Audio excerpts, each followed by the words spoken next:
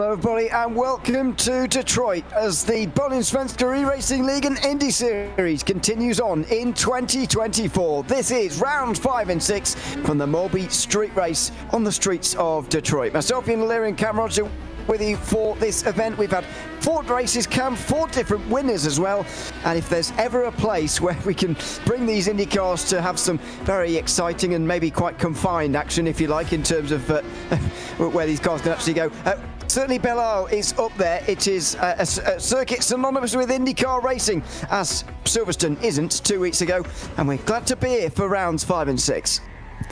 Absolutely, it's a pretty crazy track, and of course it's quite an interesting calendar actually. We don't stay stateside the whole time. Of course we went to Silverstone last time, we go to the Red Bull Ring in a couple of rounds time as well, but of course the important one, next week or 2 weeks time, we do go oval racing. It's not just all street and road course racing, so very interesting calendar that we've got here before going back to Indianapolis for the road course in December to crown our champion.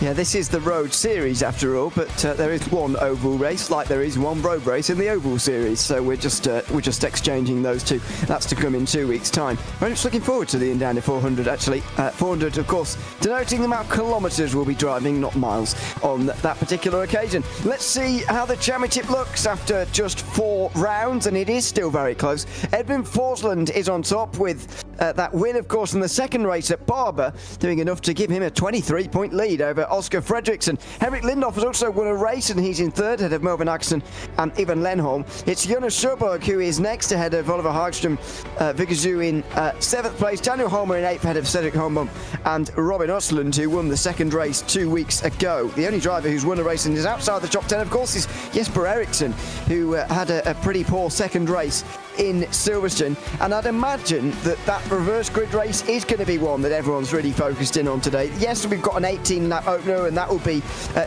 ordered by the qualifying session that we're in right now, but making your way through the field round here is going to be difficult, and if you were struggling at Silverstone and it was chaotic, then you might well be struggling here too. Absolutely, because the reverse grid number is set at 20 in some other series. You have, random number draws. We have maybe 5 to 10. Here it's 20, and with about 30 cars on the field, that is, quite a high percentage up towards the front. So if you win the first race, you're going to be starting 20th, and that is a very, very difficult comeback to do. So I think this championship is going to go down to the wire. It's not like what we saw with the Formula 4s of the previous season of the Bohlin Svenska Road Series. So we'll have to find out. But certainly, it's looking very tight. And here is one man who may be trying to come back after only 2 starts so far this season. Coming across the line, he's in 5th place at the moment. Is he going to stay there? Jumps up into 3rd place, where Sundström's still leading at the front.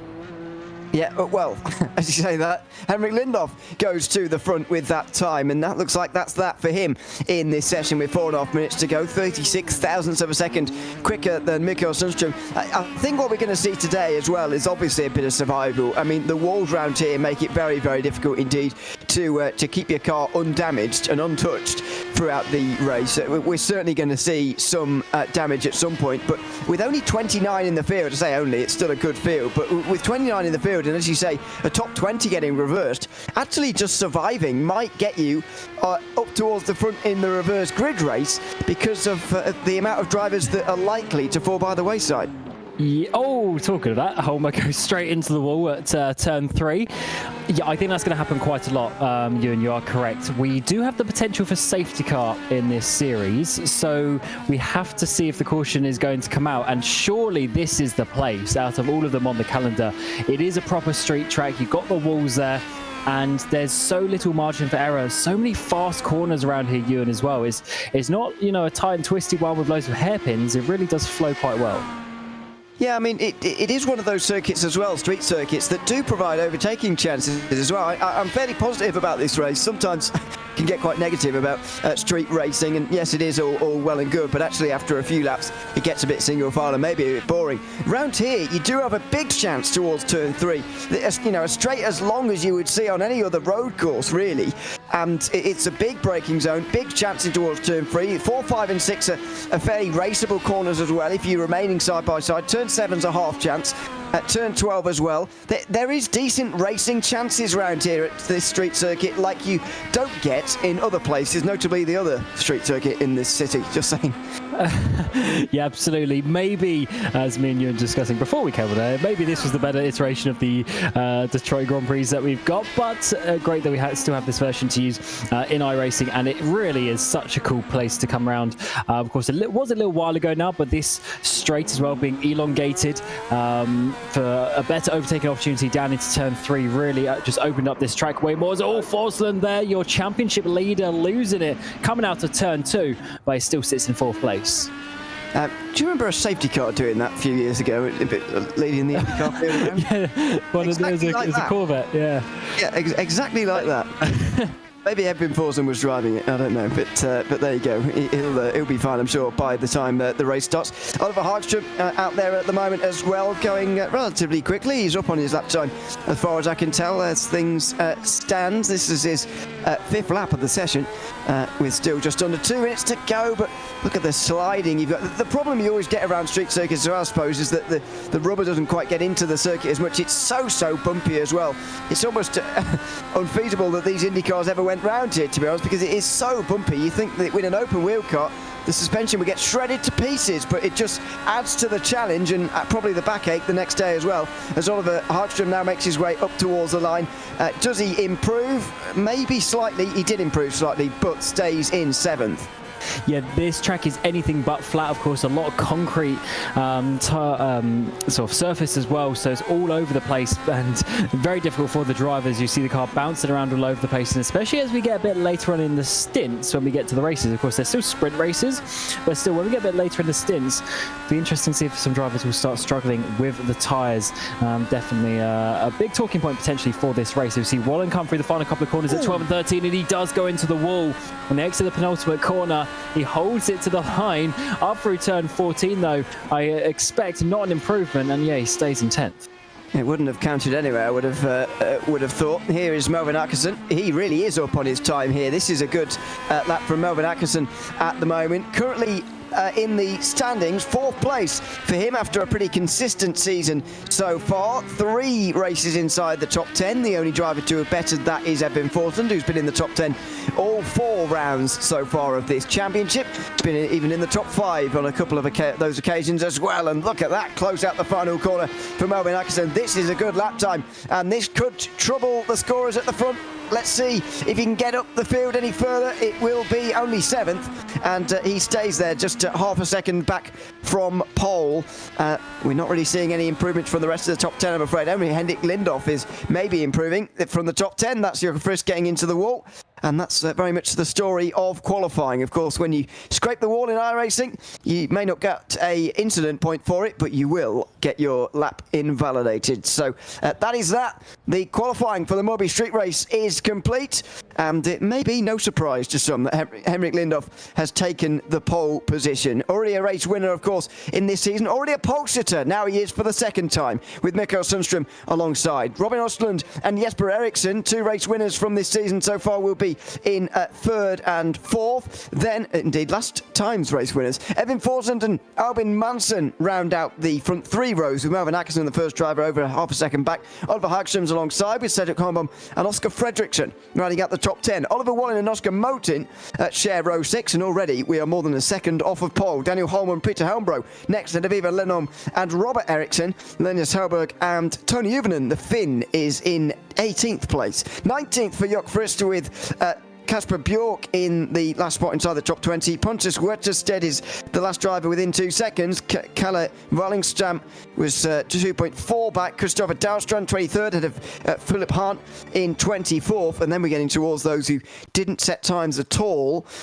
Samu Josensu and Björg Broström did get some in, but Magnus Högman, Marcus Stiller and Kenneth Thier did not, and they will be starting from the back. 3.3 seconds the spread of the field from just outside the top 20. That shows you how difficult the circuit is. It's not one of those ultra close qualifying sessions because of this circuit, I would say.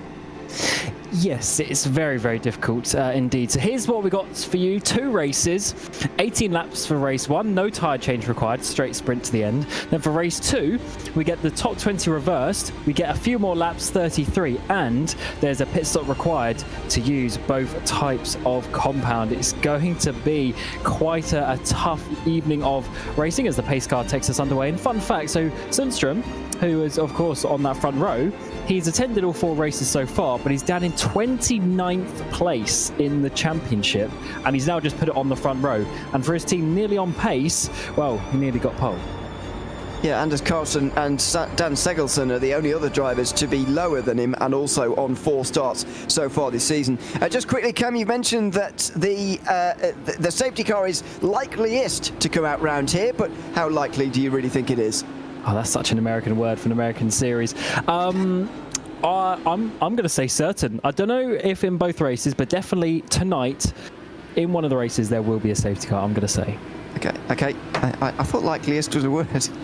Anyway, maybe it's an American one. I don't know. Anyway, let's get on with the racing. It's round 5 of the Bohlin Svenska Eracingligan Indy Series. Here, the MABI street race from the streets of Belle Isle. It's time to go racing for the 5th time this season. In control of the field for the 2nd time this season, it's Henrik Lindhoff from the front for Simrace Sweden. He gets us underway, hitting the gas, and we get the green flag waving for 18 laps of racing here in Detroit. And immediately, Robin Osland gets down the inside of Sundström into turn 1. Look at the gap that Lindhoff is going to get as a result of that, because the battle for for 2nd place is fierce. Now Sundström has to defend from Jesper Eriksson in that 2nd position. There's already a bit of contact in the background, I'm afraid. We'll get to that in a moment. But through turn 3 they go. The top 10 filter themselves through. There's a spin, though, in the background. Oh, this is going to be pretty tight at turn number 3. Car on the racing line. Everyone, I think, has been able to avoid. There's a secondary incident a little bit further. There's some front wing damage on the ground as well. But we stay under green flag conditions here at Belle Isle. That's the crucial bit, as Lindhoff is pulling out over 1 second already in the first couple of sectors. We come to the end of the back straight, and he's looking very strong as we continue on in this very tricky fountain section. Yeah, this is exactly how he won his race at Barber Motorsports Park 4 weeks ago. Got out front after taking pole and ran away with it. Can he do it again with Robin Osland right behind him? By the way, what a great qualifying from him, and what a great start. Robin Osland was the reverse grid winner at Silverstone. You don't expect to see reverse grid winners up towards the front in qualifying the very next round. Yeah, he's certainly on the speed of this car. And let's see a little bit of a look to the inside there from Eriksson on the back of Sundström. And you can overtake in turn 1, but it's just so fast, you might as well wait to get the run here down towards turn number 3. The top what's this, or 10 or so, 11, just starting to pull away a little bit. There's a half a look in the background there. That might be Fredriksson trying to have a look, but not quite making it just yet. It will be single file as we get things settled here in lap 2. Oscar Motin, Ivan Lenholm, Jörg Frist and Kasper Bjork are all in pit lane after the opening lap incidents. We'll have some replays for you in a few moments' time about what has gone on. Kalle Wallenström and Kenneth Thier have also come in. The first 4 I read out, by the way, all towed back to pit lane. The 2 I read out latterly have driven in, as has Marcus Stiller, and I'd imagine Sami Joensuu will as well, because he's still not crossed the line for the end of lap 1. Would you believe it? He's already nearly a minute back from these guys in the lead of this race who we're following around the fountain section now, and indeed Joensuu is in. So 21 drivers only have not made a pit stop. This is going to be a case of survival to get yourself benefiting from the reverse grid. This is how Jörg Frisk lost it over that rise through turn 2. He slapped into the wall. Oh, look at the big damage as well. So this is down into turn 3. So this is how we got cars around, and that is just a really awkward place for Motin. Everyone's doing okay so far. Then it's the green car. Didn't quite see who that was, but sending it down the inside, and unfortunately that's a terrible rejoin. Just going straight into the path of another driver. Really not the ideal situation. Here's some of the MHE racing cars, and it was Joensuu who unfortunately was the victim there. Yep, I'm not sure who is in the green there, but he's going to be getting a slap around from race control, I would have thought, because that dive down the inside and then that rejoin was not ideal. Sami Joensuu out of contention as a result. Yeah, that was not the best piece of driving, but I'm sure they will try and continue on because points, of course, will still be scored, and they'll be very important indeed. Is this Frisk going for another spin? We saw him being a bit wiggly in the qualifying session as well, and yet, huge crash in the background. 4 cars involved, all because of the 25. The green car gets through with no front wing, and that is not exactly what those drivers would have wanted, unfortunately, as they continue on in this race. Casper Bjork had no rear wing. Oh, and he's trapped an MHE car. Oh, he's not quite trapped him, but very nearly did. Caused a roadblock, couldn't get turned back round. This is a slow bicycle race back here then with Yosu. What is going on here? Sami Yosu driving himself straight into the wall down there at turn 12. And, well, he's his tyre, by the way, flapping around like it wants to break free. I can't believe he's just turned in there expecting that to go well. But anyway. Oh my word, that car was never turning left. Always we see a big wiggle in the background. And whoa, look at that hard move to the left-hand side there from Uvenen on Dan Holmer, trying to hold on to that position, which is currently for 13th place. God, the driver's really going quite aggressive in this first race, let alone the reverse grid that we're going to get when all the drivers are mixed back up once more. Such a tricky track here. Almost look down the inside there from Holmer, literally pushing Uvenen as they come onto the back straight. Yeah, this is quite a group now from 13th place on backwards. Daniel Holmer has lost 1 position off of the start to Uvenen, who's made up 5 so far in the opening laps. But now it's starting to really settle in as we continue with lap 4 here in round 5. These are the leaders. Lindhoff is 1.4 seconds ahead of Osland, who's 2 seconds ahead of Sundström, who is creating all of this. This is Melvin Atkinson, who's lost a place since the start, right behind Hagström, that is, Oliver Hagström, in the 7th position, 1.7 seconds ahead of him at the moment. And he's holding on rather nicely, and as are most of these drivers, actually. On board we go with Linus Hellberg. This is how he spun round in the 8th corner as well. Such tricky conditions here. Very, I mean, it's dry as well. But, you know, nice weather out on the track, but such a hard car and track combination. The car's really moving out all over the place. You have these elevation changes and the bumps in the braking and the acceleration zones. So difficult to keep the car planted. And unfortunately, a few drivers coming a cropper. Really have to be so careful on the inputs, both the pedals and the steering wheel here, to keep the car going in a straight line. And that potentially is why Lindhoff is leading by some 2 seconds. But as we come to the end of this back straight, Fredriksson and Åkesson still trying to get through on Hagström, but they can't find a way through just yet. No, not for the moment. And that's been the story of the race, really, so far. It's been difficult. Oh, that was a brave look. Yeah, I'd be impressed if there's any moves into turn 11 today, but that was the first look of the day, if you like, on the way towards that braking zone. Out through the final corners they now go, and onto the front straight. Atkinson going to have to find another way through. There's the movers and shakers. You can see not a lot going on in terms of the top 10. However, it's been down the field where the action has been. This is Jesper Eriksson looking for a podium place, and Sundström still hanging on onto lap 6. Yeah, he's doing a great job there in the 899 machine, keeping that pace from qualifying, just dropping back slightly from the top 2, but he's holding up your Formula 4 winner from a couple of seasons ago. This time last year, the Formula 4 series, but I say that he's gone wide, and this is going to be the opportunity that Eriksson needs. He's going to have the inside line as we come down this back straight towards turn number 7. It kinks left, it kinks right as we come back in towards the next corner, and he should have that one done. Big curb on the inside. He hasn't chucked that, and he's now got himself up into 3rd place. Yeah, nice move. And that was coming, you get the feeling. Jesper Eriksson's got an important job to do today. Of course, he missed the opening round of the season, and so every round is really of paramount importance for him. He, at the moment, is 95 points off Edvin Forsund in the championship lead as Oliver Hagström goes for a spin through turn 10. But yeah, Eriksson needs a very good race, and at the moment he's in the podium places again. This is what happened. Atkinson having another look for that move at turn 11, which I said, you know, that's not going to happen. Well, that's exactly why Hagström was very much shunted out the way there. Yeah, he tried it the lap before, wasn't going to work, so he decided to try again, and it still didn't work, unfortunately. So that is probably going to be a penalty coming the way of the 086. His teammate will now got the inside, the 112 machine of Fredriksson, just going a little bit deeper, manages to get it stopped, and that's quite important because they got some cars coming in behind. Of course, Oliver Bohlin for Bright Esports, the next one on the list for Åkesson to look in his mirrors. And Bohlin is certainly becoming a very good driver in this series and challenging up towards the front. Let's see what he can do as they work their way down the back straight here. Push to pass is on. You can see on the steering wheel there trying to get closer, but I assume both cars would have had it on considering the lack of distance that he gained.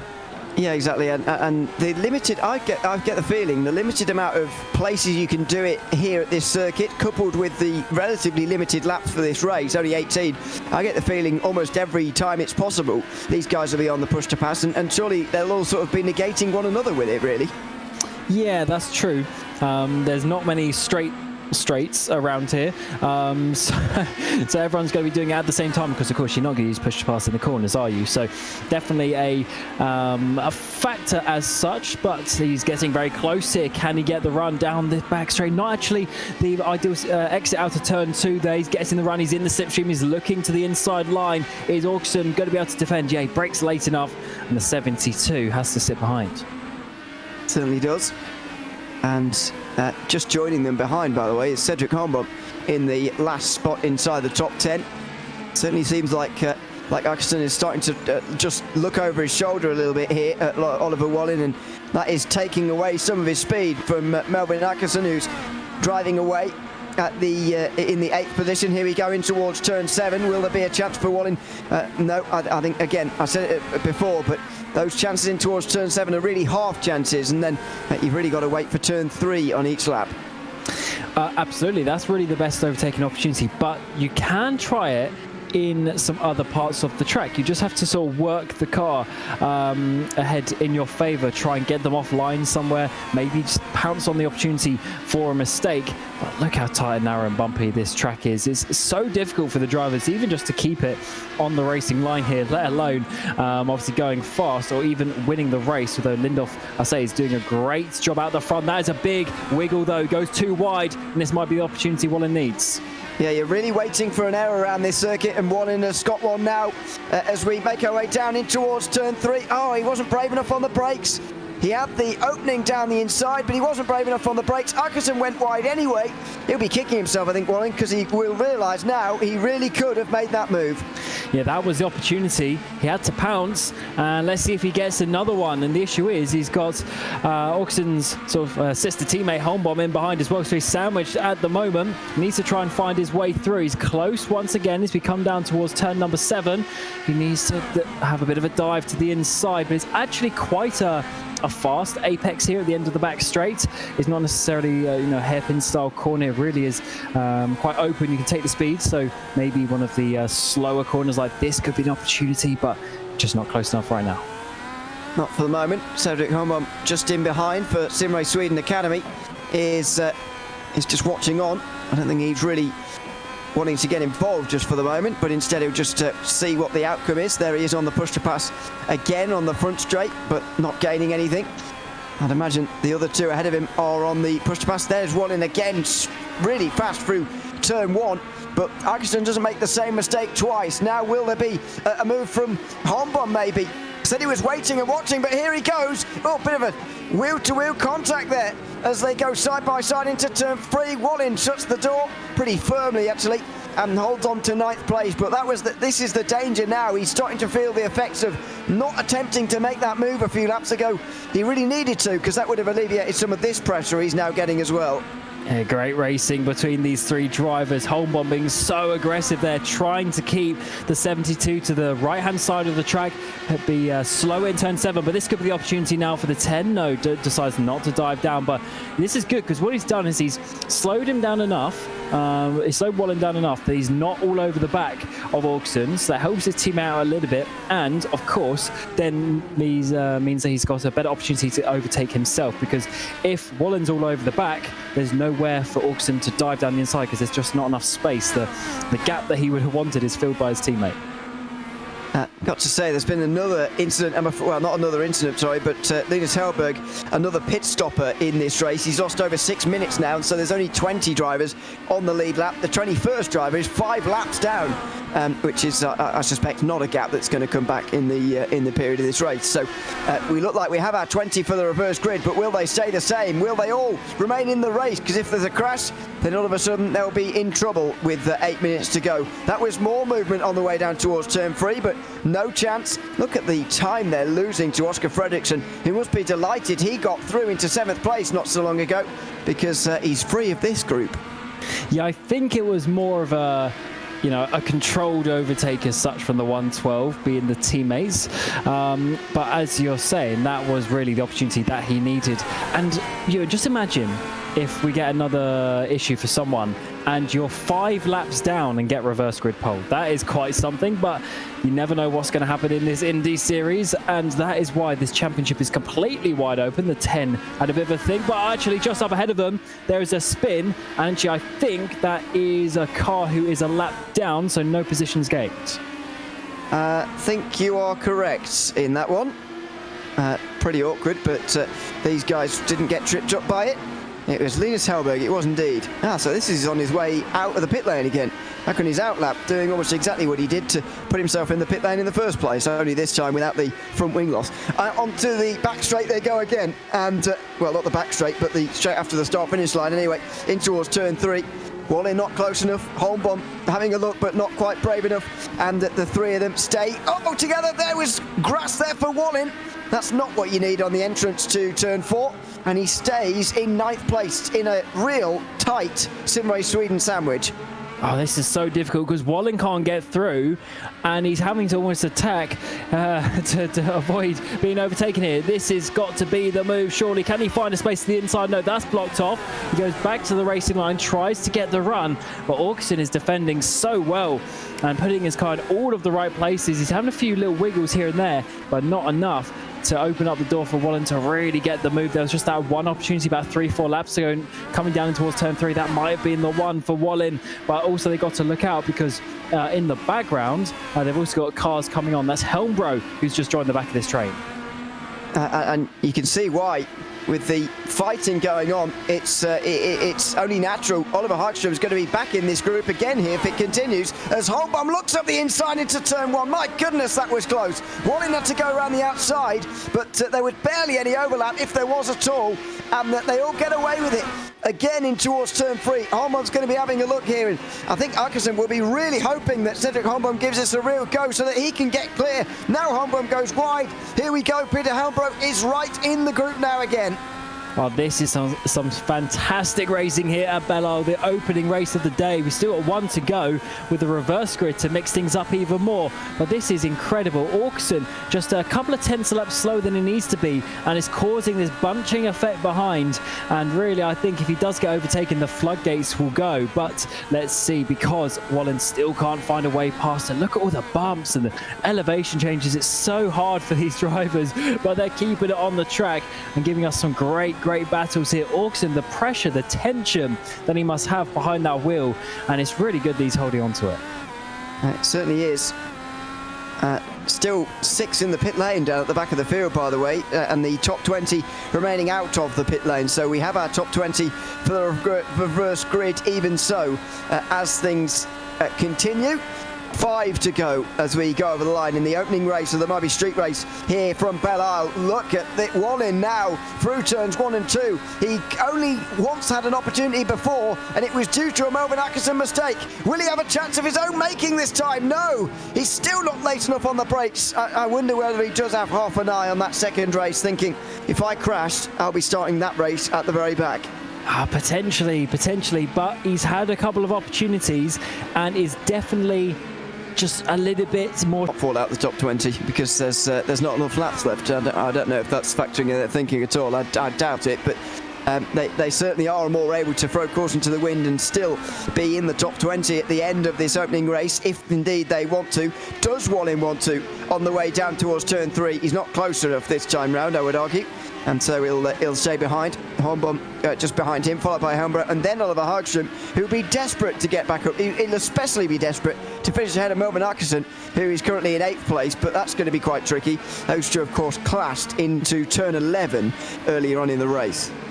Absolutely, and this is the 72 almost pushing Auxon's. They come through turn 6 onto the back straight, but Auxon, what an exit he got, despite being a bit slower at the apex, and he's just curving his car nicely through the kinks and holding on to it. Oh, that's a bit wide from the 72, almost into the wall. He's really starting to push now.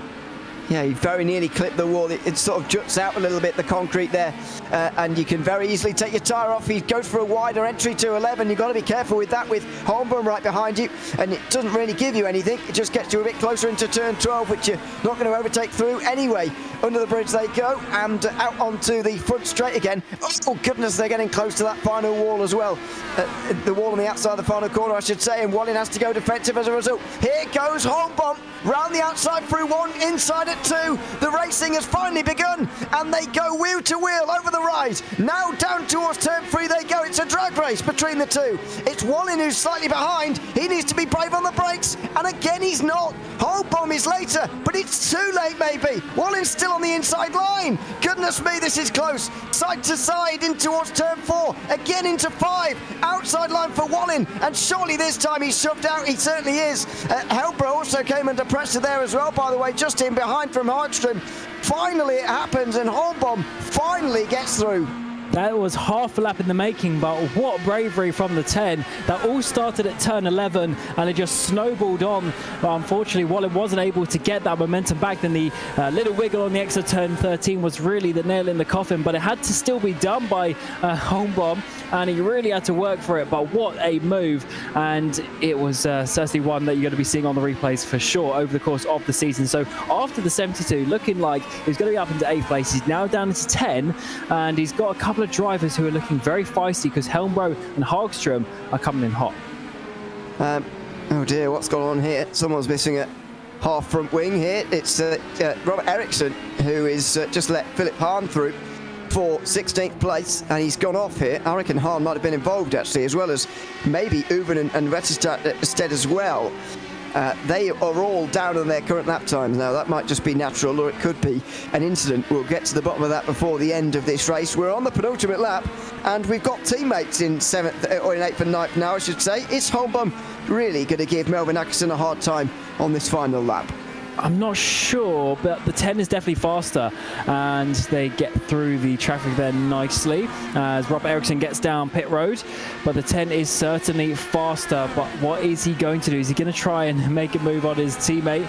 I'm not so sure he's going to do anything too serious. As you say, we've just got a lap to go. Final lap time. Lindhoff is leading 6 seconds the gap. What a dominant drive this is going to be from the number 8, and the gap's in behind, sort of opening up a little bit. Top 4, top 5, not really moving much over the course of the race, but this is where the action's been, to the back end of the top 10. This is the middle of the reverse grid. Let's see how they finish. Yep, Lindhoff is going to move himself a lot closer to Forsland at the top of the championship, and he'll move himself ahead, of course, of Fredriksson, who is currently in 2nd place. A white flag for these guys, nearly half a minute back from Henrik Lindhoff. This is the big chance, down towards turn 3. Hornbaum needs a good exit off of 2 to make it happen. He hasn't got it. It looks like these 5 will be single file to the line, maybe. I think so, but the 10's looking close. He's going to have half a look if he wants to, down into turn 7. How much risk does he want to do against his teammate? Of course, they are not teammates in terms of the Constructors' Championship. We've got the Academy car, the white car for the number 10, but actually that's a bad run, and the 72 might have an opportunity to come back. Let's see, Oliver Bohlin would very much like his 9th place back again, but he's not going to get it in towards turn 7. Meanwhile, Henrik Lindhoff at the front of the field is going to take his 2nd race win of the season here at the MABI street race at Detroit Belle Isle. A fantastic drive from him again, a dominant drive indeed. The battle for 5th place goes Forsland's way as he takes a bit of a hit in his championship lead to Lindhoff, who's now 2nd, as behind the battle for 8th also stays single file. It's been difficult to overtake in these 18 laps, to be honest, and Arkeson defends through most of it to finish in 8th. Yeah, what a drive from the 086. Had so much pressure, and in the end didn't lose any positions after his teammate Fredriksson got through. 4 drivers stacked up behind and able to hold on to that 8th place. So lovely stuff. Tricky race here at Belle Isle, but the battles and the tension between these drivers is so close. Just any little mistake, half a door opens and you have to send it. But unfortunately, Bohlin wasn't quite brave enough, and in the end actually lost out effectively 2 places on where he should have been. Yeah, this is Hagman, who will finish the final driver on the lead lap. He'll start this next race from 3rd, with Bjorn Broström and Robert Eriksson just up ahead of him, I believe. So the reverse grid race, of course, coming up in a few moments' time here from the MABI Street Race at Belle Isle. It is a win for Henrik Lindorff after 18 laps, with 5.5 seconds back to Robin Östlund. A great drive to finish in 2nd. Jesper Eriksson is 3rd, ahead of Mikael Sundström, and championship leader Edvin Forsling rounding out the top 5. He held on from Albin Manson and Oscar Fredriksson, who caught them at the end. Melvin Axton defended from Cedric Holmbohm and Oliver Wallin, who both joined him inside the top 10. Helmbro and Hagström were also there, with Dan Holmer very lonely in 13th place. Tony Ivinen and Pontus Retstak were the final drivers within 1 minute of the race win, with Philip Hahn, Christopher Dahlstrand and Marcus Hagman in the last spots on the lead lap. It was Bjorn Broström and Robert Eriksson on 1 and 2 laps down respectively, and then those that crashed: Kenny Vtier, Jock Frisk, Kasper Björk, Linus Hellberg, Marcus Stiller, Sami Jönsson, Oscar Motin, Ivan Lenholm and Kalle Wallenström all got involved in that opening lap crash, few of which didn't even re-emerge after that incident. Well, the warm-up session between the 2 races is now underway. We'll be back in a few moments' time with round 6 of the Bohlin Svenska Eracingligan Indy Series here from Belle Isle.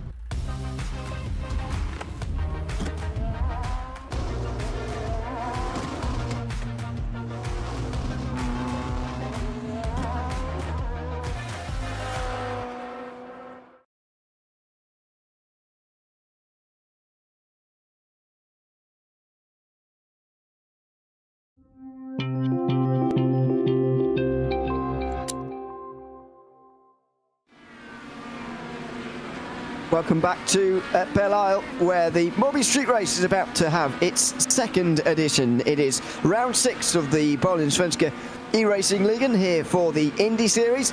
Myself, Ian Leary and Cam Roger here to take you through the action. Good opening race, Cam, but it's time for the reverse grid, where I'm sure there'll be even more action. 33 laps, both tyre compounds in use, and a very chaotic start, I would imagine, coming up as well.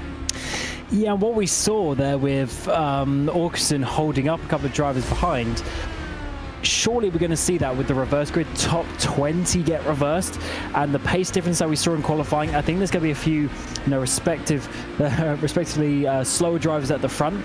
So I think that's going to be backing some people up, and we could see quite an interesting opening couple of laps here. A lot longer of a race, 33 laps, and a pit stop needs to be made.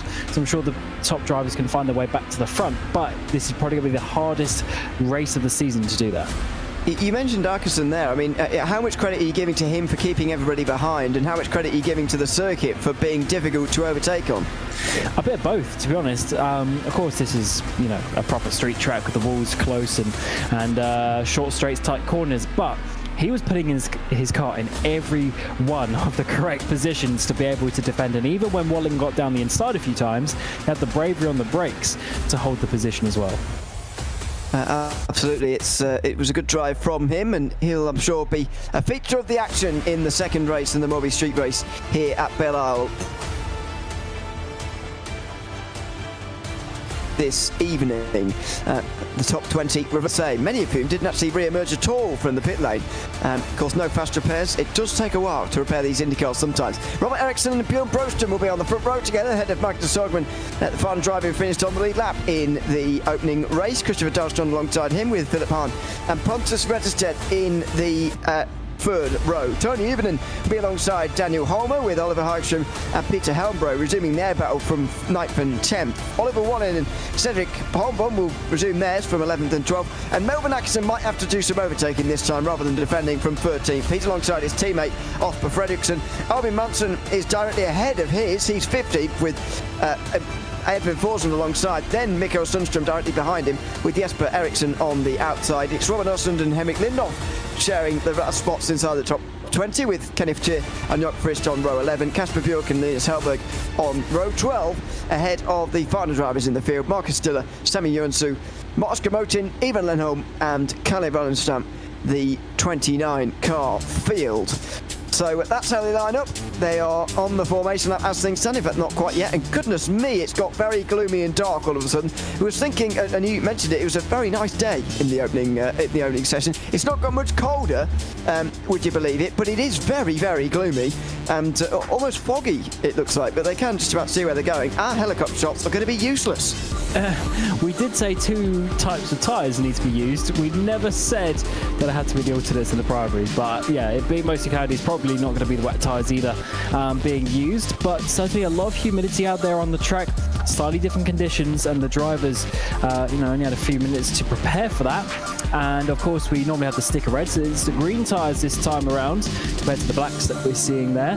And yeah, tough conditions. I wonder, Ewan, though, what is going to be the winning strategy? Is it going to be soft hard or hard soft? Because surely the track position is going to be key, and maybe going on the soft tyres first and getting an undercut as such might be the way to go. Yeah, I know it's not the name of these green tyres, but do excuse us for calling them the alternates or softs or whatever we're going to go with throughout this race, because A, I can't remember what the green tyres are called, and B, why on earth are there different coloured tyres anyway? Is this 10 years ago F1 or what? Anyway, out through the formation lap they go in the fountain section. There is the spread. It will appear red on our timing tower as well, so you can get the gist. Unexpected to be expected, the leaders going for the softer tyres so they can hopefully, in the top four's case, run away from the front. Yeah, the only issue is we do see the overcuts being very powerful, because once you pit, you come out, you're on cold tyres for a little while, and a bit more fuel. So definitely one to go longer, but then the primaries are slower. So it's going to be a tricky one, and we got some different names up towards the front. Let's see who can win this. Absolutely. What a mix of tyre compounds right the way down the field. This is going to be... Oh, dear! Already a crash! Already a crash on the formation lap. And how on earth that has happened, I've got no idea. The driver in 8th place on this starting grid, I think, has gone for a crash with somebody else, and the others will step into that void. What a mess at the beginning of the MABI Street Race. Round 6 of the Indy Series is underway in very controversial circumstances. Frisk gets things underway from the very front. Does he? Sorry, he's one of those who've gone back to pit lane, excuse me. Ericsson gets away very, very well ahead of Dahlström, who's up to second, but he goes deep. Dahlström goes deep and into the wall. Straight away goes Vetterstedt, and following him into the wall goes one of the others as well, I'm afraid. They're up into the air. That's a front right tyre gone for somebody too here. It's all gone on here on the start of this second race. Yeah, that was the 127 of Albin Manson who's got involved. We're seeing further carnage there. It's been a terrible opening half a lap here. So many drivers having issues already. There's the 94 trying to get back down to pit road. Very difficult indeed. I think, sorry, the 84 I should say, of Tony Uvenen, not to the one that these drivers would have wanted. And big spin in front of the field, but he's managed to save it. There's Horn who's gone around. That was great avoidance from Holmer, who had to do the weaving. And Ericsson's gone from the lead of the race. Robert Ericsson has gone. He's completely disappeared. I think he's disconnected from the very front of this race. My goodness me. We're going to be... Oh, no, is he on the inside of the circuit there? He's getting back going again. Robert Ericsson has spun from the lead, and Philip Hahn spun in sympathy. What a remarkable situation. Into the pit lane come some of the others. Are we seeing penalties here? Or not abiding by the rules at the start because somebody spun, or are we seeing damaged pit stops? I'd imagine there might be a bit of both. Oh, and after all of the opportunities, I think Auktion's going to lose the place. Actually, no! 2 cars, 2 of the Sim Race Sweden's in the wall. There's a tyre flap in there. This is an absolutely terrible start. Slow down! And he goes into the wall not knowing he can't turn right. I mean, I don't know how he can't see that, but anyway, he's flying into these corners. It's Fredriksson. And I don't know quite why. He needs to be careful here because he can't turn right very well. Oh, yeah, well done. He's got Oscar Mote in a position, I think, as he makes his way up into the top 10 there. So anyway, he'll be making his way back to pit lane as well. That looked like a clumsy error on the outside. He tried to make an overtake. And who is that also with damage here? Lindhoff has got a front wing off. Melvin Arkeson's back to pit lane. This has been absolute carnage. We have got well over 10 drivers already having visited pit lane. This is crazy, absolutely crazy. Basically from 16th place downwards, everyone has had issues on this opening couple of laps of the race. And I mean, no words really. How is this possible? I know it's a difficult track, but there must have been just such a lack of grip out there on the track. No one was able to stop the car. People spinning already. Really difficult one there, especially with the cold tyres at the start of the race. Yeah, we'll get a lot of replays once the racing calms down a little bit, but look who's really benefited. Jesper Eriksson and Mikael Sundström finished in was it 3rd and 4th in the opening race? They were right up there towards the front of the field, and they are up towards the front again here. They're both in the top 5. And by the way, for Eriksson, this is exactly what he needed. Missing the opening 2 rounds of the season, having a disaster in the reverse grid at Silverstone. Oh. Now he's through into 4th place because Sundström goes deep into 7. Oh my lord, another wheel is off the car, and this is not the way we would have wanted to start this this feature race. Let's see this already. This is with the backup of cars. 1, 2, 3, 4 cars go into each other. This is so awkward because the race hasn't actually started. So you see the one car there, I think it's one of the Sim Race Sweden cars, can't actually overtake because of the rules as we hadn't started the race officially. Crazy stuff is up towards the front. We see Holmer take the lead from Hogman, and he might be able to run away with this. Yeah, I think Cedric Holmbob was involved at the start, Oliver Wallin as well as Tony Uvenen was involved before they even got in towards turn 1, but Holmer through, Lenholm also through on Bjork, who's dropping down the field here. Casper Bjork through the opening couple of corners, don't know why though at the moment. He drops outside the top 5, so that was Ivan Lenholm getting back into the top 5. Robin Osland is into 6th place now as well. Oh no, he's back up to 5th as he overtakes Lenholm in towards turn number 3, so that's a decent recovery. Osland went off at the same time as we saw who was it, into Henrik Lindhoff into the wall down at turn 3. Ostland, I think, went deep, maybe up the escape road and had to re-emerge. Anyway, he's back up to the 5th position now as Holmer continues to lead, and he might well lead for some time now. He's got good speed, and he's got track position too, as that was Oliver Hagström getting through into 2nd place at the expense of Marcus Hagman. God, I would have loved to see that. That must have been a move at turn 8, turn 9. That must have been a bit of a send there from the 8-11 machine. And as Bjork is dropping down 2 places down to 10th position. Oh my word, so many cars. I'm just looking down, still in pit lane. Just 16 cars there out on the track. Tough one indeed. But wow, as we're seeing further drivers having issues. Look at that. That looks like a normal pit stop sequence, but we're only on lap 5. Looks like a graveyard. It's absolutely extraordinary. Lenholm also into pit lane now from 6th place, so he's given up the ghost. Does he need damage repairs? As I said earlier, no fast repairs in this series.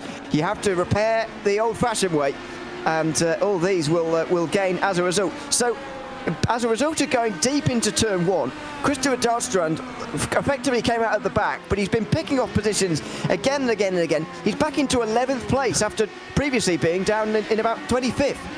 That is remarkable. I guess it just shows you how when there's so many drivers having issues in a race like this, you just got to keep going to the end. He probably thought his race was over, but he might still be able to do something with this and get some decent points. So it's the 3 of Wallingston. That was the green car that we saw in the previous race having some issues. Here we are 3-4 wide, and there he is going deep and was able to actually rejoin fairly nicely. So he wasn't actually the car going into the wall, but he was actually had a bit of a push there.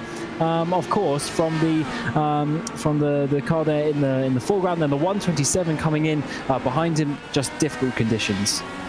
This is Tony Uvening going far too quickly for his own good in towards the corner where he doesn't have a right front tyre. I can't understand why so many drivers, because you can see it. I mean, you can see that you're not going to be able to turn.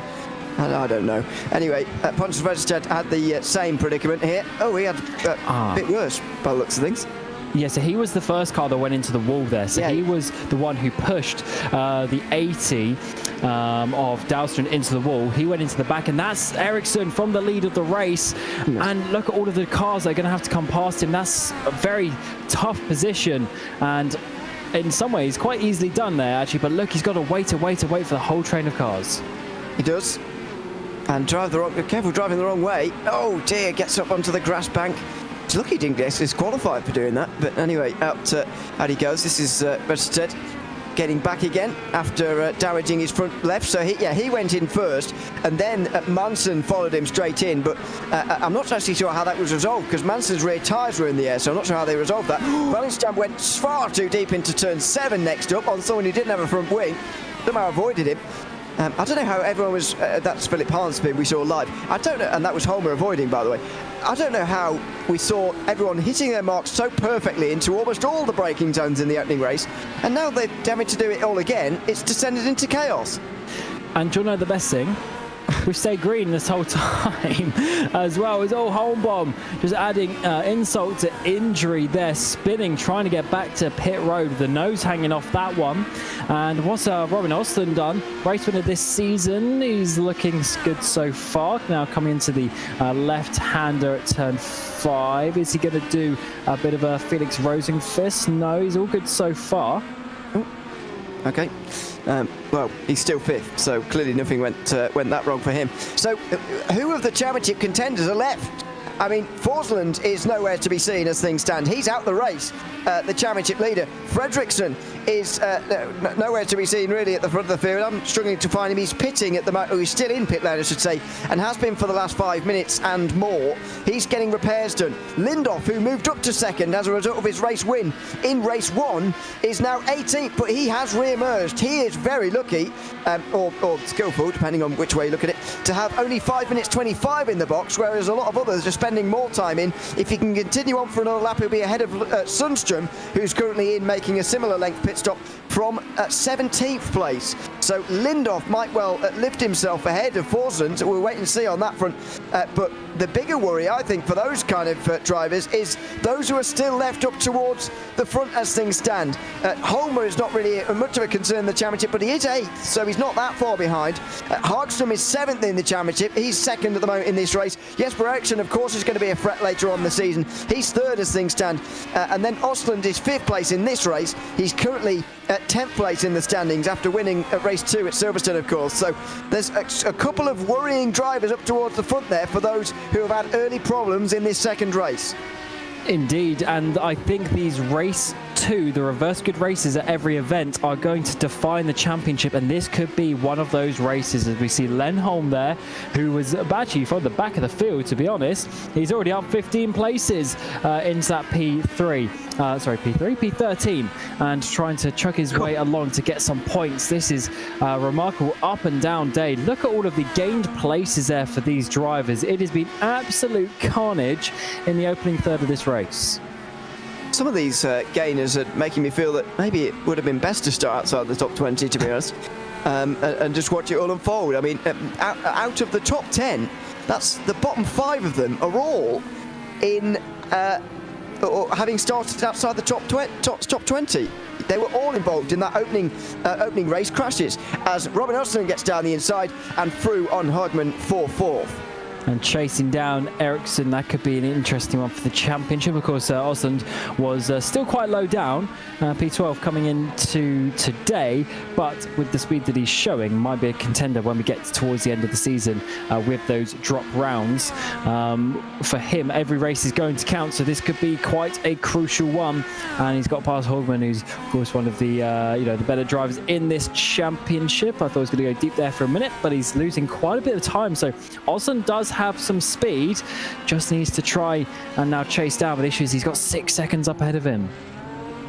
We have also got Eriksson catching the top 2 leaders. So Holmer and Hagström are quite similar in speed. They're 3 seconds apart in 1 and 2. But look at Eriksson. He's got 24 laps still to go here, and he is catching Hagström quickly. He's only 3.5 seconds away from the lead. Is he on course for a second race win this season? Are we on course for a second double winner this season with Lindhoff going doubling up earlier on today? I think we might be seeing a win here from Eriksson, purely because he probably is, on average, the fastest driver on the field, though he has quite struggled really to get up to speed so far this season, now into race 6, and he's only really won 1 race. He's had some issues in the others, so let's see how he can do it. But in that case, over the course of the next 20 odd laps, surely he can get those 3 seconds to Dan Holmer up ahead, but you never know how it's going to go, and he's going to get past nearly on pace Hagström just ahead of him. Certainly, as we get a look at the last lap times from Hagström on the left-hand side there, it is not as quick as Eriksson, I can tell you that for free, as things stand. He's closing in. I think the real key to Eriksson's race here is how quickly can he make these moves, because he is clearly quicker, but he can't afford to let this go on for 10 laps before he makes the move. So he's got to be efficient somehow, whether that means in a pit stop or on the circuit. And the issue for Eriksson is he's caught, and now he might get stuck behind. So I think you're correct about the speed, but now he's really in the slipstream this time around. So this is the time where he's going to be forcing Hagström to look in his mirrors and try to find that way through, and even the pace to the leader is important, because Holmer was over half a second quicker than Hagström on the last lap, so that gap is growing. It certainly is. As they make their way down the back straight, Hagström versus Eriksson. Now then, we're starting to think a little bit about which tyre compounds these guys are on as well here, because I don't have that data on my timing screen at the moment. I don't know if you do, but I don't have that data in front of me. But if Eriksson can work something out, then he might be. It might be looking to as Christopher Dahlström is overtaken there by Ivan Lennholm, who's really making progress. He has stopped, by the way, already in this race as Lennholm, and he's back out there on the circuit again in 11th place, ripping through the just outside the top 10. My assumption would be that Lennholm needs to make another pit stop But I guess let's see how that one goes. Wallingston is his next opportunity to get up inside the top 10. He's going to be on the right-hand side. That is the racing line in towards the next corner at turn 7. He has that one complete and is looking very good indeed. So Lindholm, who is sort of one of the the top drivers in this championship, but not necessarily having the days that he would have wanted. He hasn't got a win so far this season, but was 5th in the championship coming in towards today. This is a bit more of a stronger race. I wonder how the tyre compounds are going to differ here in terms of their speed. You can just see them on the left-hand side there. Ericsson doesn't have that difference to Hagström to really try and utilise here, but we'll wait and see whether or how he can. Out of turn 2 goes this biggest battle in the field, and Lindholm is looking quick again. Marcus Stiller will be looking over his shoulder, but doesn't have to go defensive on the way in towards turn 3 this time round. He hangs on to 9th place at the moment as we cross a 3rd distance in this 2nd race.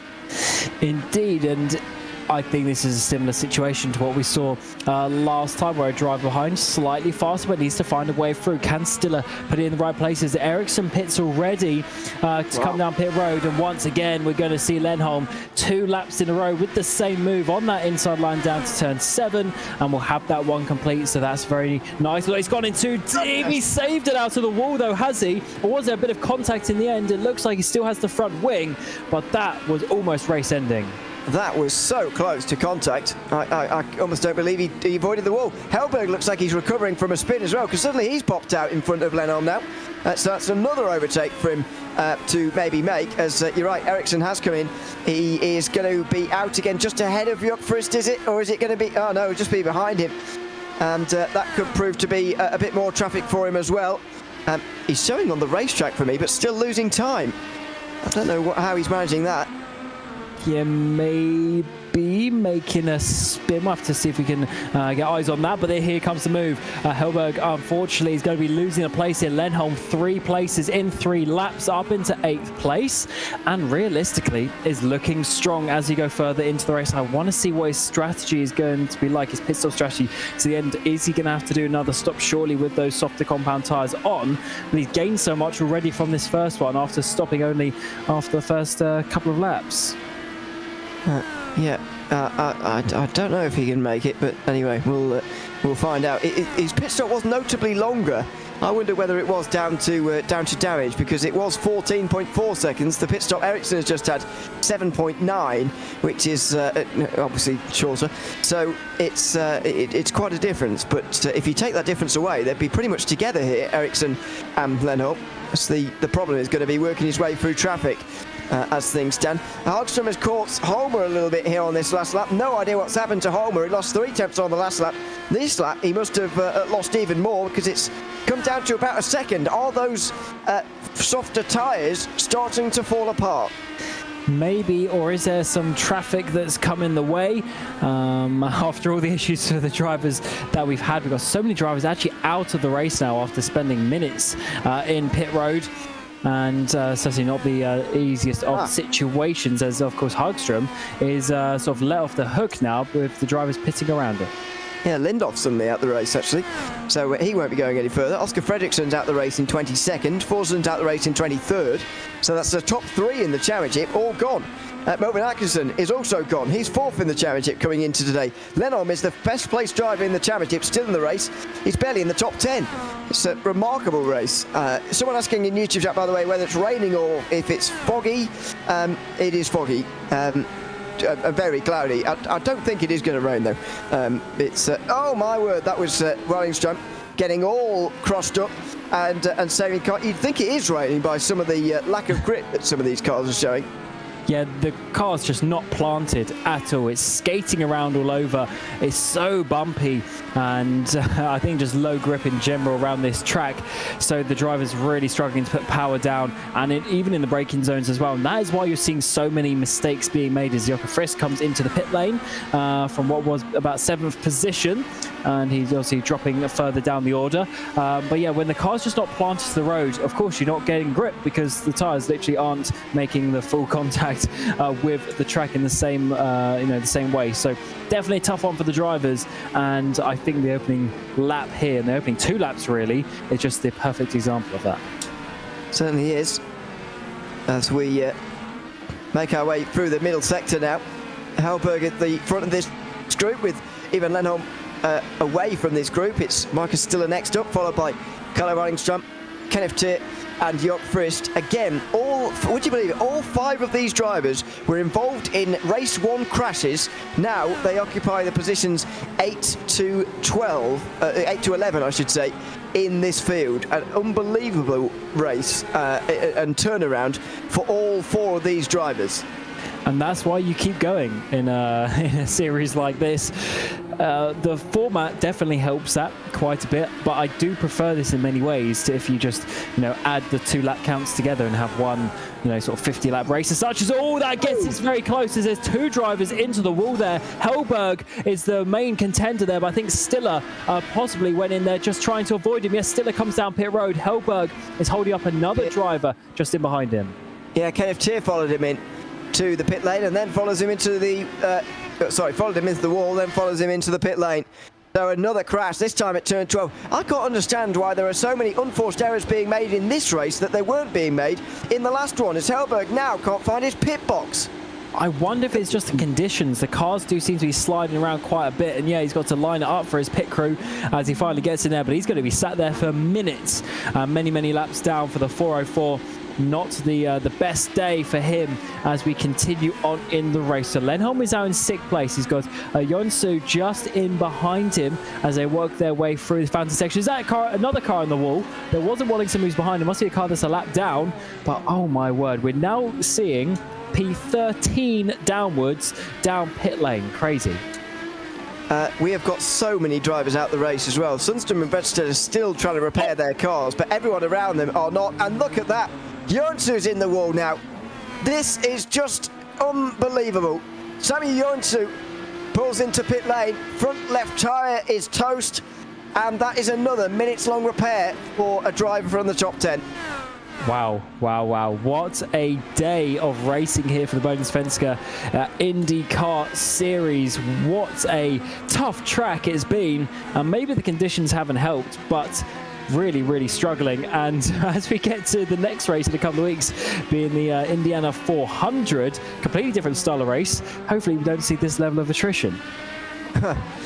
If we do, we'll be having cautions every other minute, because I presume we're using the oval cautions. That's Hellberg. I mean, again, I take your point about the conditions, but at what stage was that car ever going to get through that corner at that kind of speed? That is true. Some ill decisions potentially, but tough day in the office for these drivers. They're pushing hard and they are being bitten for it here at Belle Isle as we see Austin come out the pit lane. And with so many drivers having issues behind, he's in 4th place despite having a pit stop. Unbelievable. Really, was he ahead of Ericsson before? Or am I imagining that? I feel like he's jumped Ericsson somehow. My timing screen is frozen, so I can't actually tell you how long the stops were now.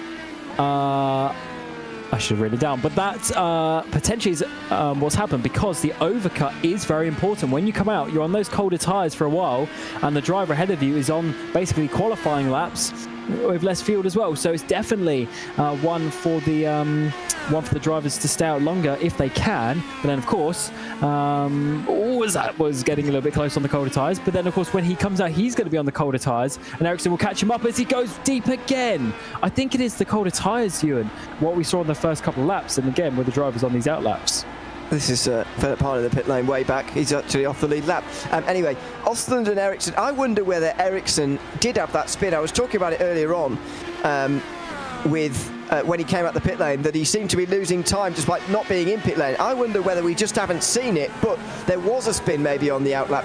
That's a camera that's frozen. He's not driving with his eyes closed. Yeah, you would hope not.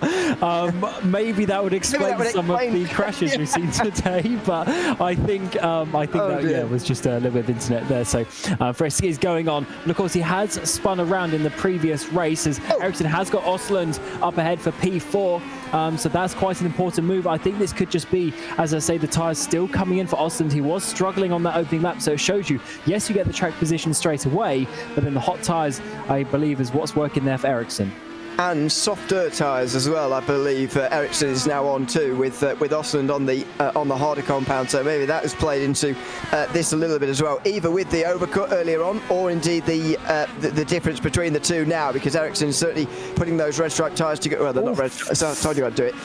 Red stripe tyres to good use at the moment. I reckon Ericsson's going quickly enough here, by the way, as well, for him to come out in the lead. Holmer has not reacted for some reason, maybe realises that Ericsson is not really in his battle and not really worth covering off at the moment, but it's interesting that he hasn't decided to try and cover him off, keep that track position, and by in doing, keeping the race win as well. Although I kind of like the idea from Holmer, just go long, use those, the sticker reds at the beginning of the race, keep that track position because we know he's got the speed, and then hopefully all the gaps open up so he's got a nice clean pit stop and we'll have a shorter run at the end of the race. So I quite like his strategy in his position that he was in those first couple of laps. So the important factor, of course, will be his time gap to Ericsson, because the issue is the pit lane time. So the total time in pit lane is about 28 to 30 seconds, and the gap is 32. So including getting up to speed, I think you're right. Ericsson might take the lead. Yeah, I think so. There's the gap between he and Osland as we head towards the end of the middle third of this race. I've got to say, a very baffling second race compared to what we were seeing in the first. Meanwhile, in pit lane, Evan Forsland is back in the server again and might try. Maybe someone's told him there are some positions up for grabs here, and he's come back again to maybe come and come and get some of them. Maybe we'll wait and see. But oh my word! Huge crash as well. Ericsson and Osland. Who was that on the racing line? Goodness me. What? It was Philip Hartman, the 66, who went around there.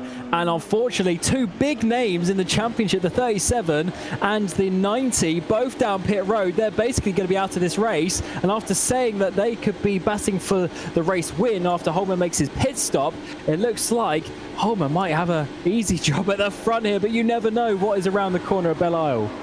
This is Hans' spin, and he's just right in front of Ericsson, who smashes into him. Osland can't avoid either, and although Osland would have had a bit more time to react, to be fair. Even then, that is an impossible situation through what is basically a, well, not quite flat out, but a very fast corner there at turn 13. Oh, unbelievably difficult. Such a shame for those drivers. Well, let's see this. Yeah, there is no chance to. I mean, the smoke's still going up. The crash is still happening. Ericsson can't avoid, that's for sure. And that will be a long repair for him. Now, Hagström's in live pictures. Hagström is into pit lane, and in my opinion, Daniel Holmer has got to react and cover him off next time by. I think that's probably the best opportunity, especially considering the pictures that we just seen, because the next car behind realistically is going to be Lenholm. And Lenholm might have to do something as well with the pit stop, so we'll have to work that one out a bit later on in the race indeed. But I think Holmer, as you say, should come in. 11 laps to go, but it is impossible to predict. We're now down to just 5 cars still on the lead lap. Insane race here. And not many more racing at all, actually. There are so many retirements further down the field. It's quite unbelievable here. Oliver Bohlin has gained so many places by just continuing to drive. He's now 14th after I think 20-minute repair. Here is Holmer into pit lane. So Hagström came in a lap ago. I said Holmer had to react, and now he does. As we complete the middle third of this race, he will pull into his box now and get the service done. How long is his pit stop going to be? Ideally, it needs to be less than 8.3 seconds, because that's what it was for Oliver Hagström. This is Hagman further back, but he's going to drop away because he's pitting. So where's Holmer going to come out? Out he goes, and where is Hagström? His pit stop, by the way, Holmer was pretty much the same length. Now, Holmer is ahead, but as you say, he's got to get those tyres up to temperature now too.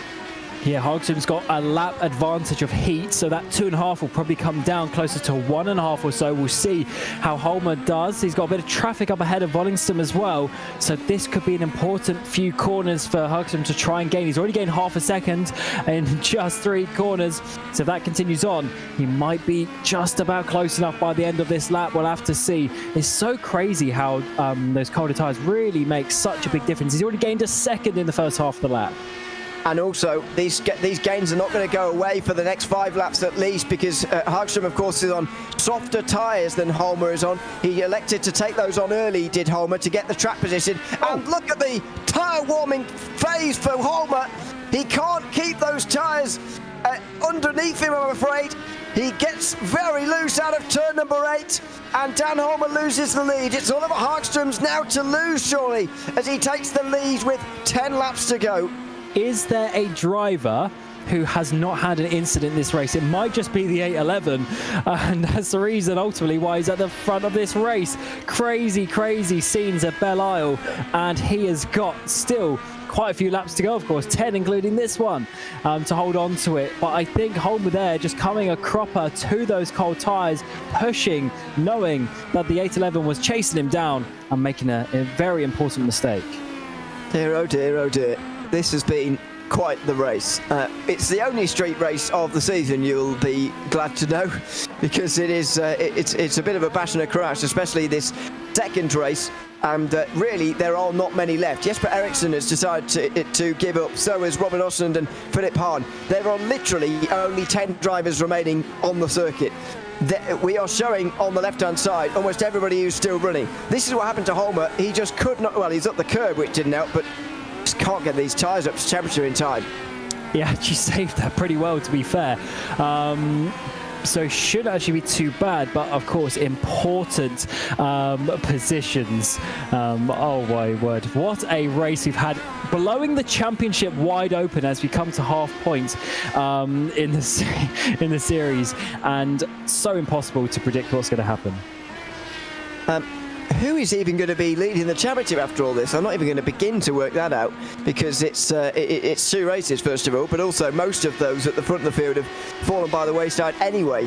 Of those in the top 10, by the way, we haven't seen Jonas Sjöberg here today at all, so he will drop away, of course. But Forsen, Fredriksson, Lindhoff, Akesson, and also Holmberg and Osland from the top 10 are all out of this race. The top 4 in the championship are all out of this race. So now I do believe they will still score points, despite the fact they are down towards the back. You don't have to cross the line to score your points. And because there's only 29 in the field, everyone should score at least some. But I mean, Fredriksson, as far as my time screen is showing me, is down in 25th at the moment. You know, that's peanuts in terms of points. He's going to lose massively from second place in the championship after losing that in the previous race. And Forsund as well is only in 19th place, so that's not very many points for him either. But then again, most of his rivals are around him too, so is this race almost going to offset itself with all the championship contenders down the field? It might just end up not really mattering. Exactly, and with the drop round as well, surely there's going to be the drop round for basically half the drivers on the field. So that means every race to the end from here is a straight points race, and you have no other opportunity to have a bad one. It's a tough series here, and I am just lost words. How are we going to predict this? So who's that? Lindholm does come back down for a second pit stop, but you know what? With the way it's worked out, I think it's benefited him coming in for that pit stop, because he's got him away from all of the carnage. Yep, I agree. He's in 3rd then for now, but he'll drop to 5th, I think, here with Hagman and Frisk, but getting through on him. But he's quicker than both of them. He could get back onto the top 5 again, back onto the podium maybe. Although this is quite a long stop again here. What is it with his long stops today? He did 14 seconds first time, another 13 this time, and he's back out there again. So no! Oh, the only driver who hadn't crashed so far from the top 5 in the championship has now crashed. What a clumsy mistake. And that is just point proven of the cold tyres. Literally the first time he touches the pedal coming out of the pit lane, and he's going to have to do a whole lap to come back around. This has been Oh, he's not going to do a full lap. Races. This has been one of the most remarkable races that we have seen, and I just can't get over how tricky the conditions have been for these drivers. That literally every car has had problems. This is what happened. How clumsy is that? I mean, seriously, he's seen 20 drivers hit a wall today, and he's decided, with a massive gap behind him, to hammer the throttle out the pit lane with cold tyres and take his front wing off. I mean, surely that is, you know, that is some poor race situational driving from Lennon there, knowing that most of his rivals have fallen way back. He does not need to do anything spectacular at all. He could drive around backwards and still finish okay, you know, and still I don't understand. Anyway, he'll be back in again in a few minutes' time, I would have thought, repairing that car all over again, and we're going to have 4 on the lead lap. Yeah, I do. I mean, I do agree with you. But at the same time, with the amount of cars that are having problems, I think the combination of the track and the car and the conditions, everything is just coming together that it's so tricky out there. If you have 1 or 2 drivers, yes, maybe it's a bit of a lapse in concentration or a bit of mistake, as Lennholm does come back down pit road once again. But the amount of cars that we've seen, there must be some extra factor going on for these drivers. There's just been so little grip out there on the track. I wonder whether Bjork has crashed again. Casper Bjork, he's in the pit lane for over a minute now, in 9th place. Might be good news for Oliver Bohlin, who could get in the place. He's the only driver who's crashed from the sort of first half of the race, who sort of carried on after 5 laps. There he is, and he's going to get his reward. P10, 5 laps down. This is something that I've never seen before, and basically almost everyone up into the top 10 is out of the race as well. Jesper Eriksson, P11, out of this race. Lennholm as well, he's just dropped out. He's not going to finish the race. Oh my God, we're going to get about 8-9 cars coming to the end of this race. It has been attrition heavy, and I don't want to jinx it, but is the 811 literally the only car who's not even had a spin? Stop. Oh dear. Well, Oliver Hagström will be begging us to stop saying anything at this point about him, about the race, because otherwise he might well spin off himself. Yeah, I think you're right about the conditions, by the way. They must be playing a role in this, because unless the sort of mistakes are catching on and contagious, because as soon as one person has started to make mistakes, everyone has seemingly in this race, and these conditions are very different to the one we saw for race 1. So there we go. Maybe that is one of the reasons why. This is the only street round of the season, Cam, and I think the drivers will be quite glad about that. Oh, one in scraping up against the wall on the exit of 6. I guess this just shows you how tricky it is. It is not easy. I am very glad, though, that we are going to some more open tracks coming to the end of the season. But having said that, over the course of, you know, a 7-8 race season, having one tricky track is needed. But this has been something you know, just next level with that one. Just 4 drivers left on the lead lap, and even really 2 drivers within half a lap of the lead. This is lower lead lap count than any oval race we've had this season, which is so even Bristol had more cars on the lead lap than this in the oval series of the Bohlin Svenska Eracingligan. Of course, we'll be back with more oval series racing next week, and I think these drivers will be quite glad to get out of the IndyCar and back into the stock car again after all that's happened here this week. As Hagström continues on here in first place. So we've had Barber, which is a traditional IndyCar racing circuit, particular American track. Silverstone, which is a typical Grand Prix circuit. The only street circuit now in Bellalla's Row. Next time out, we're going to have the only oval of the series. I think after those 4 rounds, I've always said after those first 4 rounds, we're going to really have a handle on who's actually at the top of this championship and who's got out the first 4 rounds the best. Because as today has shown, to an extent, the first 7 races are just chaos and just about survival, and who has survived the best is going to be a real key point as to who's going to win this championship. Absolutely, but I think with these 20 driver reverse grids, and just to clarify, next time when we go to the oval at the Indianapolis Motor Speedway, it is just one race. We don't have the double race like we have here. But after that, we go back to the Red Bull Ring, of course, Interlagos in Brazil, and then back to Indianapolis for the road course. Those will be more normal, and the 3 reverse grid races there are surely going to define the championship. With such a big number, it's pretty much a lottery if you can get through the field or not, and definitely a tricky format for these drivers. I mean, this has been too much, let's all be honest, but I do love the fact though that it's tough for the drivers, so those who really want to go for the championship, they've got to find a way to be consistent. Yeah, got to find a way to be better in these races than they have been today, I think, as a whole.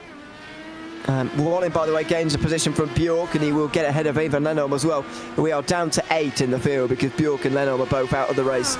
We are down to 8 remaining drivers from 29. What an unbelievable race, and something that probably isn't going to be repeated either. 2 laps remaining. We can't take anything away from Oliver Hagström here, who's only been in the top 5 once prior to these 2 races here tonight.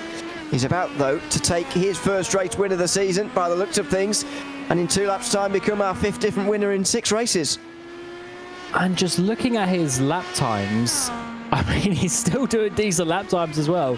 He's not really lifting off the pedal too much. I mean, his last lap there was a 15.6. His best time is a 15.3, and to be honest, a 15.6 is basically faster than everyone else's fastest lap of the race, apart from Ivan Lennholm. So he's on the pace here. He's keeping that rhythm going. He's not slowing down, and I think he's just sort of in the zone, trying to bring this car to the end of the race.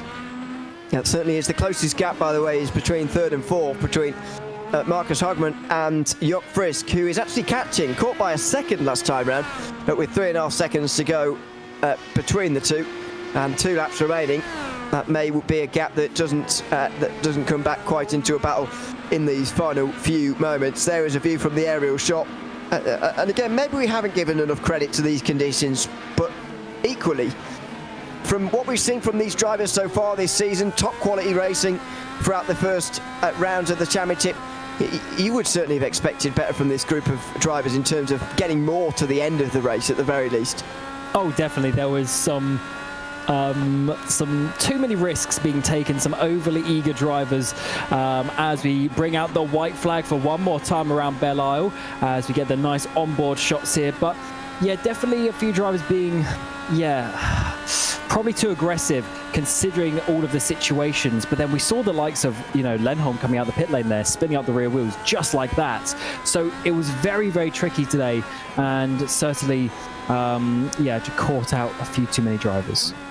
This is on board with Oliver Hagström in his crowning moment in this race, making his way through the difficult opening half of the lap, then onto the back straight, which transports you to the second half. There is a look at the movers and shakers.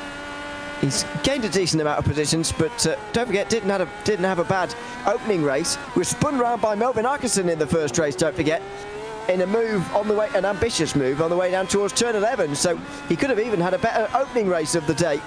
In the end, I think he's going to score more points than anybody over the course of the 2 races. And what an achievement that is for the driver who started the day in 7th place in the Drivers' Championship.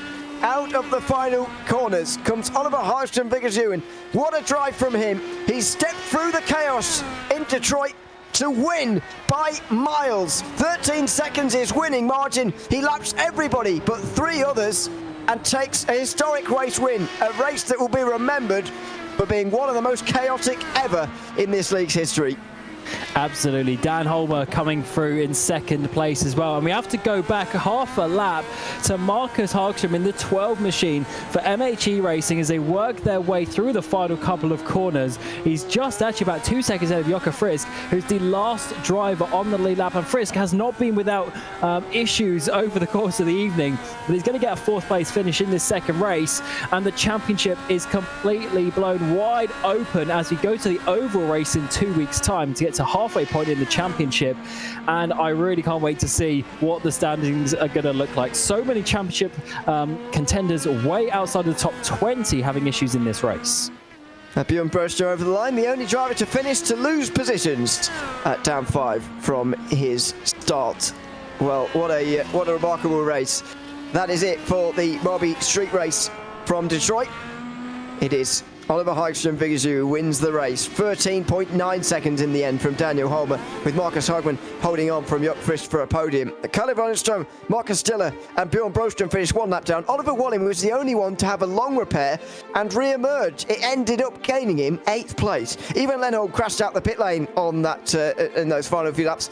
Kasper Bjork finished just behind him in 10th place. I'd love to tell you where everybody crashed as we go through these race results, by the way, but I can't remember all of them, so I'll give it a go. 11th place, Jesper Eriksson crashed, of course, with Robin Osland and Philip Hahn. They finished 11th, 12th and 13th. Sami Josensu finishes 14th ahead of Linus Hellberg, who spun on the opening lap, don't forget, in the earlier part of that race. Kenneth Tier came into pit lane right behind him in that long train. Christopher Dahlstrand started his day by going deep into turn 3 and going up the escape road. Oscar Motin, Henrik Lindhoff and Mikko Sundström round out the top 20. These guys over 30 laps down, all crashing on the opening lap. Robert Eriksson, Melvin Ackerson, Oscar Fredriksson, Cedric Holmbaum, Edvin Forsen, Tony Uvinen, Peter Helbro, Pontus Rosstedt and Albin Manson, who ended up inside each other on the way towards turn 3.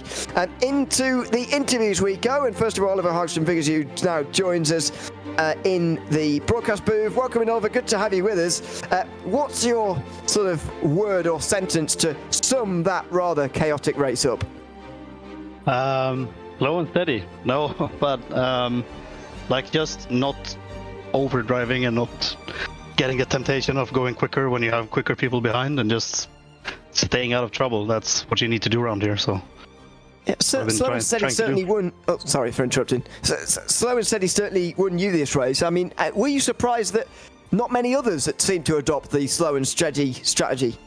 Yeah, because if you try and intimidate the walls, they will bite you. So, the only way around here really is to just chill a bit and sort of try and get into the rhythm and stay out of trouble. So, and now that we've completed the first 3 rounds of the championship, what do you make of your start? 7th place coming into this round. You'll probably be, in fact, you'll definitely be further up the championship now. How will you assess your start?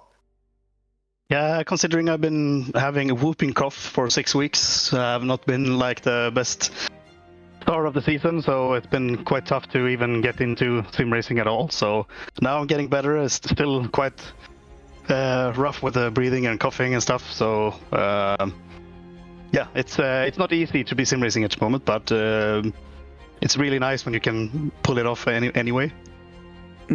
Absolutely. Congratulations on winning the second race here tonight, Oliver, and thanks for coming to chat to us as well. Yeah, thank you very much. Thanks very much, Oliver Hagström Vigazoo there in first position, ahead of Daniel Holmer, who has not joined us for the moment, but Marcus Hagman has from 3rd place, and we can join him now as well. Welcome in, Marcus. Good to have you with us. Third place for you in the end. You end up finishing in that second race where you started. What do you make of that second race? I was just trying to survive, basically, and stay off the walls. I almost succeeded. I didn't get a really good warm-up. I mean, I came home 15 minutes before the qualifying, so I had 0 laps in the body.